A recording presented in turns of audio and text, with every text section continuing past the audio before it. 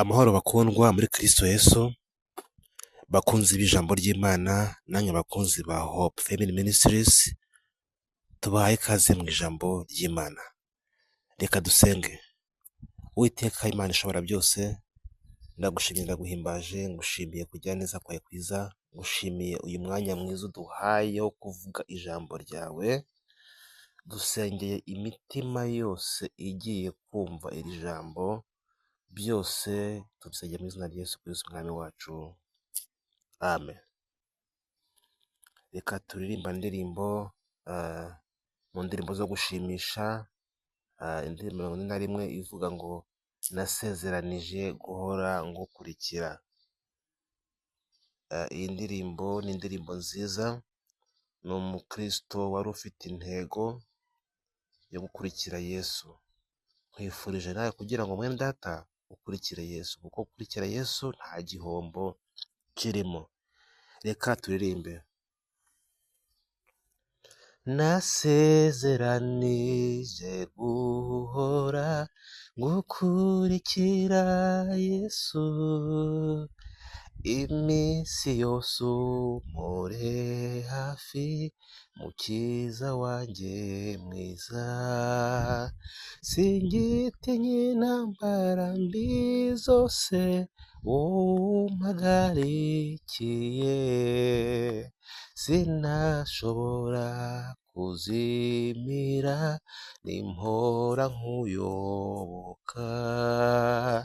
Ndashaka yuko twibanira n'ingeragezwa n'isi, numva amajwi yanyinginga iteka ngo nkuveho. Ababisha baranyegereye, bari inyuma n'imbere, nyamara nkwisunge Kristo, ndinde ibicumuro. Haleluya, haleluya. Uyu muririmbyi aririmba neza, aravuga ngo ashaka kubana na Yesu, ngo isi nimugerageza, ngo yumva amajwi amubwira ngo ave kuri Yesu. Muri iyi minsi niko biri, hari amajwi menshi ari kubwira abizera ngo bave kuri Yesu. Hari amajwi ari kongora abantu ababuza gukizwa. Ayo majwi yose muyirengagize, ahubwo mugire intego nziza nk'iyu muririmbyi yaravuze ngo ashaka kubana na Yesu, ngo ababisha baramwegereye bari imbere n'inyuma. Ababisha yavugaga ni umubiri, isi na Satani, kuko nibo banzi cyangwa nibo babisha umukristo uri mu rugendo arwana nabo. Ni umubiri, n'isi ndetse na Satani. Aravuga ati ariko Yesu, haleluya, haleluya, aravuga ati ninkwisunga uzandinda ibicumuro. Abantu bisunze Yesu yabarinze ibicumuro. Mwene data mukunze w'ijambo ry'Imana, ndakwinginga kugira ngo nawe uze kwa Yesu, wegere Yesu. Niwegera Yesu, ibicumuro bizakuba kure. Nubana na Yesu, azakurinda ibicumuro, kuko Yesu Kristo arabishoboye. Yesu Kristo niwe mbaraga z'abizera. Haleluya, haleluya, haleluya, haleluya.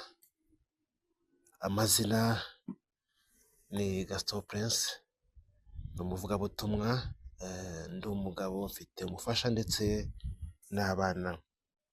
Uyu munsi tugiye kuganira cyangwa turakomeza twagarukiye ubushize, tugiye kuvuga ku kizira cya 6 muri 7 Uwiteka Imana yanga.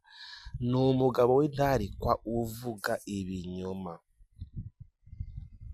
nk'uko tubibona mu Migani 6:16 kugera 19. Haravuga ngo hariho ibintu 6 ndetse 7 Uwiteka yanga bimubera ikizira n'ibi: ni amaso y'ubwibone, ururimi rubeshya, amaboko avusha amaso atariho urubanza, umutima ugambirira ibibi, amaguru yihutira kugira urugomo, umugabo w'indarikwa uvuga ibinyoma, n'uteranya abavandimwe. Inyigisho y'umunsi tugiye kuvuga tugiye kuvuga ku mugabo w'indarikwa uvuga ibinyoma.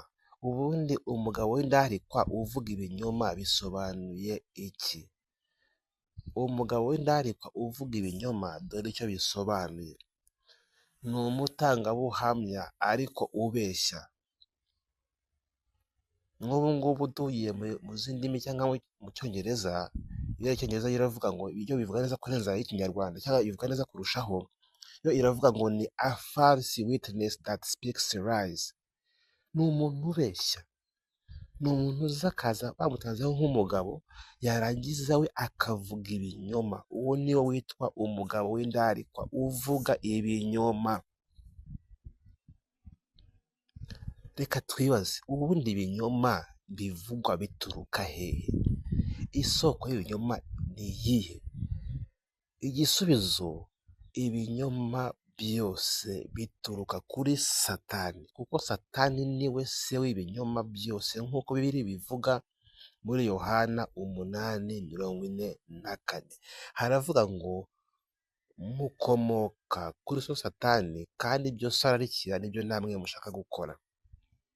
Uwo yahereye kera kose ari umwicanyi, kandi ntiyahagaze mu by'ukuri kuko ukuri kutari muri we. Navuga ibinyoma aravuga ibye ubwe kuko ari umunyabinyoma kandi ni se w'ibinyoma. Mwabyumvise ko Satani avuga ibinyoma ubwe kandi akaba ari na se w'ibinyoma?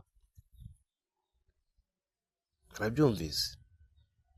Reka twibaze, ese indarikwa ivuga ibinyoma ishobora guhinduka?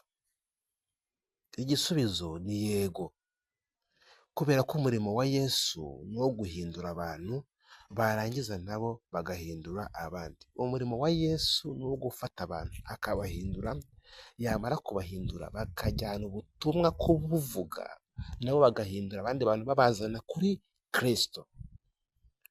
Nguwo umurimo wa Yesu Kristo. Yesu Kristo umurimo awukora neza, ni umurimo we guhindura abantu. Bivuze ngo kuri Yesu Kristo byose birashoboka.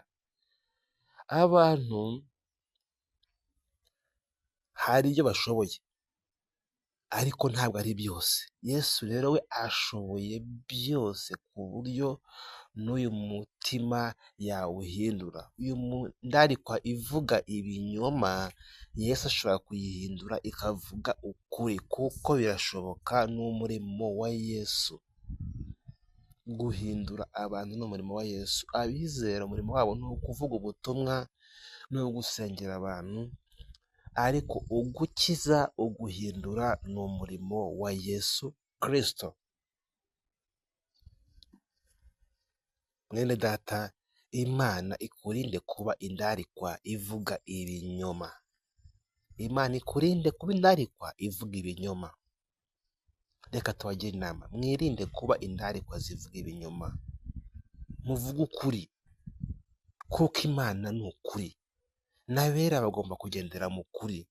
Imana ni ukuri, ndetse n'abera bagomba kuvuga ukuri kandi bakagendera mu kuri, nk'uko Abefeso 4:25 habivuga. Haravuga ngo nuko mwiyambure ibinyoma, umuntu wese avugana ukuri na mugenzi we, kuko turi ingingo za bagenzi bacu. Umuntu wese, nuko mwiyambure ibinyoma, umuntu wese avugana ukuri na mugenzi we, kuko turi ingingo za bagenzi bacu. Mwakire ijambo ry'Imana, umugisha w'Imana babeho. Amen.